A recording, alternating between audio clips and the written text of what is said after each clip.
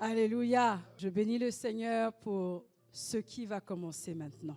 On parle de pistis métathesis, la foi qui déclenche le surnaturel dans ta vie. On va aller en Matthieu 17, à partir du verset 14 au verset 20. Si on peut me donner la version parole vivante, s'il vous plaît. Le verset 20 nous indique ce que devrait être notre foi selon le Seigneur Jésus. Mais ce soir, je veux attirer notre attention sur la partie plus haute de la partie qu'on a lue. En réalité, ce texte met en lumière un échec retentissant de la part des disciples. Un homme qui avait son fils qui était malmené, qui était épileptique, s'est dit, je vois les disciples, ces personnes qui marchent jour et nuit avec le Seigneur Jésus. Je n'ai pas vu le Seigneur lui-même, mais je vois ces disciples. Donc je peux leur confier mon enfant afin qu'ils prient pour lui et qu'il soit guéri. Et c'est ce qu'il a fait. Mais les disciples ont prié et rien ne s'est passé. Il est allé voir le Seigneur Jésus, un peu comme pour apporter, mais parce qu'il était aussi dans l'urgence. Et le Seigneur a manifesté une certaine colère, un certain agacement, pour dire, mais vous là,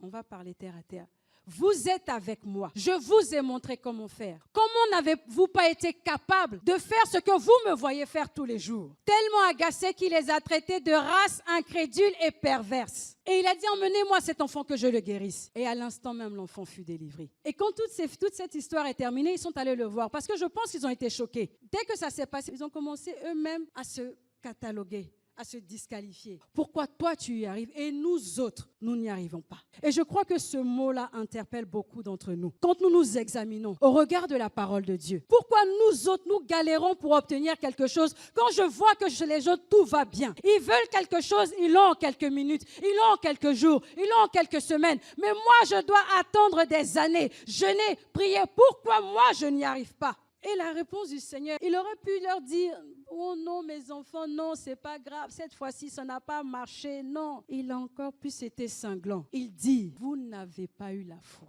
Il vous a manqué la foi. Il dit, si vous aviez la foi, donc ça veut dire qu'il ne voyait en eux aucune foi. Et je ne vous demande même pas d'avoir une foi extraordinaire, une foi qui atteint mon niveau. Je vous demande simplement d'avoir une foi qui est aussi grande qu'un grain de moutarde. Vous n'êtes même pas capable de l'avoir. Parce que si vous l'aviez, rien ne vous serait impossible. Et j'ai dit, Seigneur, moi je veux comprendre. Parce que nous marchons avec toi. Le peuple de Dieu, les enfants de Dieu marchent avec toi tous les jours. C'est ton nom qui est invoqué. Les disciples marchaient avec toi tous les jours. Tu es leur modèle. Tu es l'exemple, la voix qu'ils écoutent tous les jours. Comment se fait-il qu'ils ne puissent pas avoir la foi?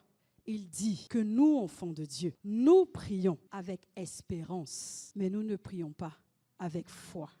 Alors je veux rassurer quelqu'un. L'espérance, c'est une bonne chose. Alléluia. Parce que la définition de la foi parle de l'espérance. C'est une bonne chose. C'est ce que Dieu veut. Mais ce n'est pas suffisant. Alléluia. Parce que c'est la foi qui déclenche le surnaturel. C'est la foi qui leur a manqué. Ce n'est pas l'espérance. On croit que la foi, c'est l'espérance. Et on croit que l'espérance, c'est la foi. Si tu avais la foi, tel que le Seigneur le dit dans sa parole, les choses ne seraient pas telles que tu les vis aujourd'hui. Regarde dans ton langage de tous les jours. J'espère que je vais guérir. J'espère qu'il va faire beau. Mais on ne te demande pas d'espérer. On te demande de croire. Si tu as la foi, rien ne t'est impossible. Alors je comprends que la foi est la porte, est la clé qui donne accès au miraculeux. Est-ce que je parle à quelqu'un? Peut-être que tu n'as pas bien compris ce que je voulais dire par espérance et foi. Quand tu espères, tu attends que les choses arrivent. Tu espères, les choses sont positives, mais tu es dans l'attente. L'espérance, c'est dans le futur. Mais la foi, c'est une possession présente. La foi, c'est maintenant. En réalité, ce que tu espères, n'espère pas que ça se passe dans des mois. Ce que tu espères doit être démontré maintenant. Ce que tu désires doit être démontré maintenant. Pas demain, pas après-demain. Quand le Seigneur a récupéré le cas, il a ordonné et l'enfant a été guéri. L'enfant a été délivré. Les démons sont partis. L'espérance, c'est pour ceux qui veulent attendre. Mais toi, manifeste la foi et tu verras ces choses s'accomplir. Alléluia. Et je déclare qu'à partir d'aujourd'hui, tu quittes cet état d'espérance et tu rentres dans une foi victorieuse. Je parle à quelqu'un ce soir. Alléluia. Ceux qui veulent attendre, attendez. Mais la foi, c'est une histoire de maintenant.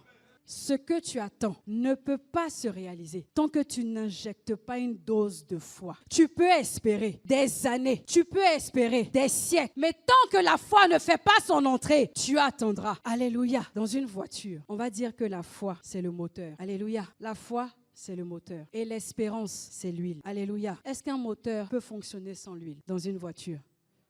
Non.